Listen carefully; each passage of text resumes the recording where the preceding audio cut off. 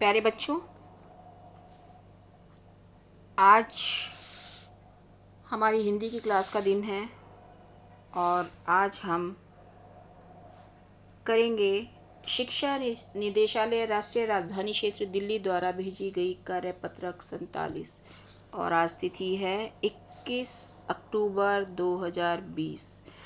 और आज की जो ये वर्कशीट है हमारी पाठ्य पुस्तक क्षितिज के पाठ बच्चे काम पर जा रहे हैं उससे ली गई है और आज उसका हम तीसरा भाग करेंगे।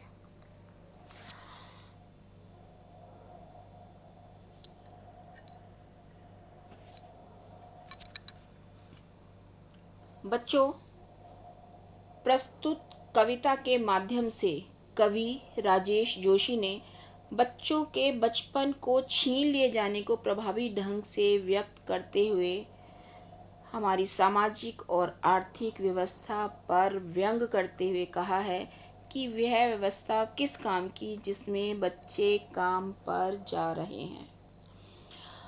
बच्चों, पिछली जो कार्यपत्रक हमारी 44 थी उसमें हमने जाना कि कवि ये सोचते हैं कि बच्चों के पास अब कुछ बचा नहीं है, इसलिए वो सुबह सुबह काम पर जा रहे हैं।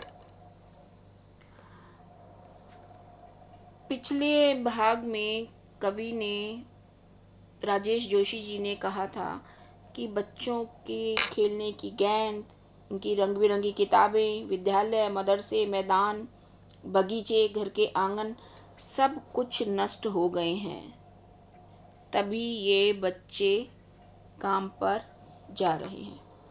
अब उससे आगे देखिए वो क्या कहते हैं कि जब सब कुछ खत्म ही हो गया है तो फिर बचा ही क्या इस दुनिया में। जब बच्चों के खेलने कूदने, पढ़ने लिखने, घर आंगन, स्कूल, मदरसे सब कुछ खत्म ही हो गया तो इस दुनिया में तो कुछ बचा ही नहीं। कितना भयानक होता अगर ऐसा होता। फिर कवि कह रहे हैं कि अगर ये सब कुछ हो गया होता, मतलब बच्चों के खेलने कूदने के जो सामान है, उपकरण हैं, पढ़ने लिखने की किताबें हैं, उनके स्कूल, मदरसे, उनके घर के आंगन, बाग बगीचे, अगर सब कुछ खत्म हो गया होता, कुछ भी नहीं बचा होता, तो वो कितना भयानक होता, वो स्थिति कैसी होती। आप कल्पना करके देखिए कि आपके स्कूल ना हो, आपकी किताबें ना हो, आपके खेलने कूदने के सामान ना हो, जैसे आपके मनोरंजन के साधन है, टीवी, रेडियो, फोन, ये ना हो तो कैसा होगा। तो कवि उस स्थिति को ही बताते हुए कह रहे हैं कि अगर ऐसा होता तो कितना भयानक होता। भयानक है, लेकिन इससे भी ज्यादा यह सब कुछ चीजें समाप्त होना एक भयानक बात है, लेकिन उससे भी ज्यादा भयानक है क्या कि सारी चीजें हस्ब मामूल हैं, सारी चीजें हस्ब मामूल की सारी चीजें वैसी की वैसी ही हैं। बच्चों के खेलने की गेंदें भी हैं, उनकी रंग बिरंगी किताबें भी हैं, उनके स्कूल भी हैं, उनके मदरसे भी हैं, खेलने के मैदान, घूमने के लिए बगीचे, घर का आंगन, सब कुछ वैसा का वैसा ही है। पर दुनिया की हजारों सड़कों से गुजरते हुए बच्चे, बहुत छोटे छोटे बच्चे काम पर जा रहे हैं। कवि को सबसे ज़्यादा भयानक यही लग रहा है कि उन्हें याद आ रहा है कि बच्चों के खेलने कूदने की सब चीज़ें हैं, फिर भी वो काम पर जा रहे हैं। तो इससे क्या हो रहा है, कवि हताश और निराश हो जाते हैं।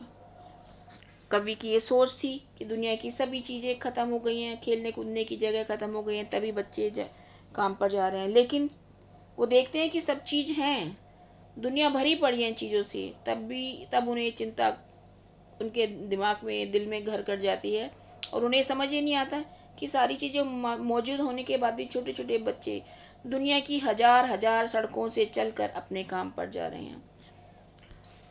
तो बच्चों, कवि के अनुसार बचपन, खेल कूद, पढ़ाई लिखाई एवं बच्चों के विकास का समय होता है। इस वक्त उन पर कोई बोझ या जिम्मेदारी नहीं होनी चाहिए और इसीलिए उन्होंने हमारे सामने ये प्रश्न उठाया कि बच्चे काम पर क्यों जा रहे हैं।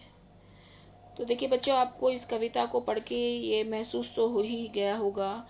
आप ये कल्पना कर ही सकते हैं कि बच्चों को काम पर जाते हुए देखकर कवि के मन को कितनी पीड़ा हो रही है, कितना दुख हो रहा है, जो उन्होंने इस कविता के माध्यम से कि बच्चे काम पर जा रहे हैं प्रकट किए हैं। और हमारे सामने उन्होंने ये प्रश्न उठाया कि बच्चे काम पर क्यों जा रहे हैं, सब कुछ चीज़ें होने के बाद भी वो समझ ही नहीं पा रहे हैं। तो आप इस कविता की व्याख्या और कवि की मन की भावना या उनकी मन की पीड़ा या जो दुख है वो आप समझ ही गए होंगे। अब इसी पद्यांश के कुछ प्रश्न हैं जो इस पद्यांश से पूछे गए हैं। तो चलिए वो प्रश्न करते हैं। बच्चे काम पर जा रहे हैं, कवि को ज़्यादा भयानक कब लगता है। तो देखिए, बच्चे काम पर जा रहे हैं कवि को भयानक तब लगता है कि कवि सोचते थे कि सारी चीज़ें ख़त्म हो गई हैं तभी शायद बच्चे काम पर जा रहे हैं, लेकिन उन्होंने देखा कि सब चीज़ें हैं, बच्चों के खेलने कूदने की सामग्री, पढ़ने लिखने की किताबें, और उसके बाद भी उनको काम पर जाना पड़ रहा है। तो ये ज़्यादा भयानक है, बजाय किसके कि सब कुछ ख़त्म हो जाए, उससे ज़्यादा भयानक है कि होने के बाद भी बच्चों को वो चीज़ें ना मिले। बच्चों, आपके सामने कोई चीज़ हो, मान लीजिए आपकी कोई खाने की मनपसंद चीज़ है और वो आपको नहीं मिल रही है, तो आप कैसा महसूस करते हैं। तो कवि के मन में भी वही पीड़ा है कि बच्चों के लिए सब चीज़ें हैं लेकिन उनको नहीं मिल पा रही हैं। बहुत ही दुख की बात है। तो उनको ये भयानक तभी लगता है कि चीज़ें उपलब्ध होने के बाद भी बच्चों को नहीं मिल पा रही हैं।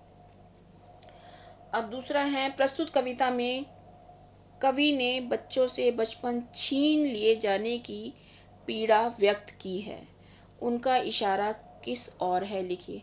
अब देखिए प्रश्न क्या है कि बच्चों का बचपन छीन लिया जा रहा है। ये बिल्कुल सही बात है। अगर बच्चे बचपन में खेल कूद ना करके काम पर जा रहे हैं तो ये उनसे बचपन छीना ही जा रहा है। तो हमें इसका उत्तर देना होगा कि प्रस्तुत कविता में कवि ने बच्चों से बचपन छीन लिए जाने की पीड़ा व्यक्त की है, उनका इशारा समाज की संवेदनहीनता पर है।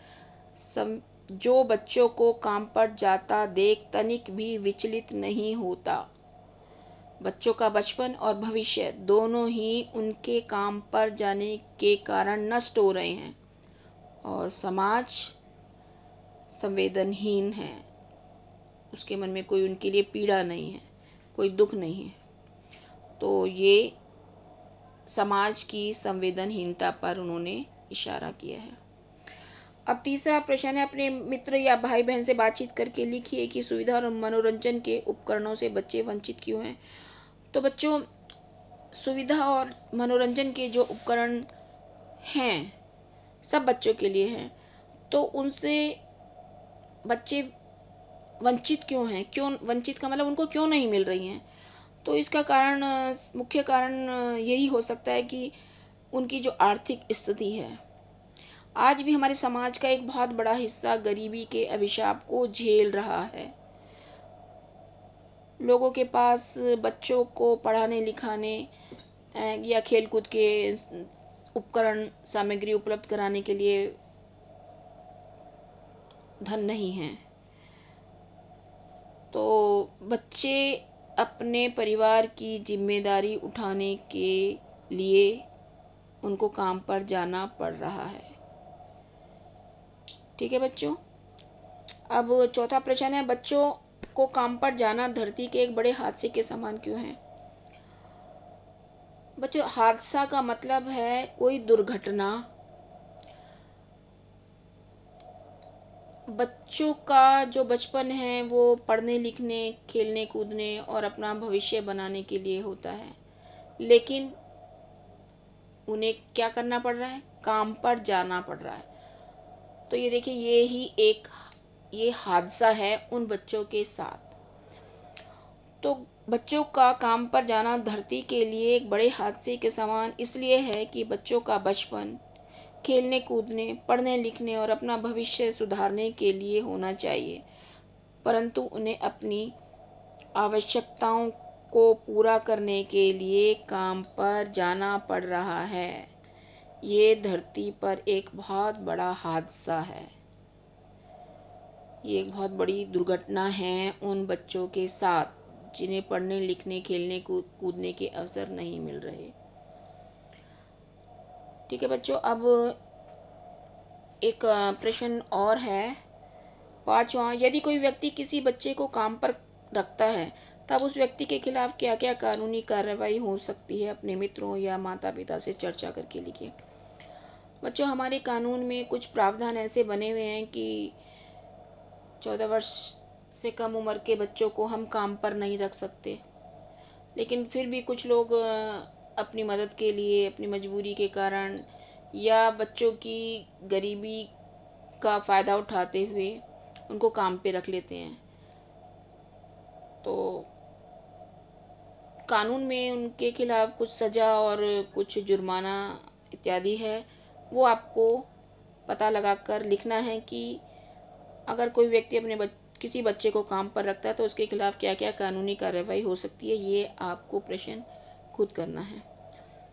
ठीक है बच्चों, तो ये आज की वर्कशीट थी और ये हमने प्रश्न उत्तर किए। अब एक आपको संदेश कि कोरोना महामारी अभी गई नहीं है, इसलिए कोरोना से बचने के लिए आपको क्या करना है, मास्क पहनना है। जब भी आप घर से बाहर निकलें, अपने परिवार की सुरक्षा के लिए मास्क ज़रूर पहनें। ठीक है बच्चों, तो ये आज की वर्कशीट हमने की, वर्कशीट नंबर 47। बच्चे जब अपनी नोटबुक में करेंगे, विद्यार्थी का नाम लिखेंगे और अपने कक्षा अध्यापक का नाम जरूर लिखेंगे। ठीक है बच्चों।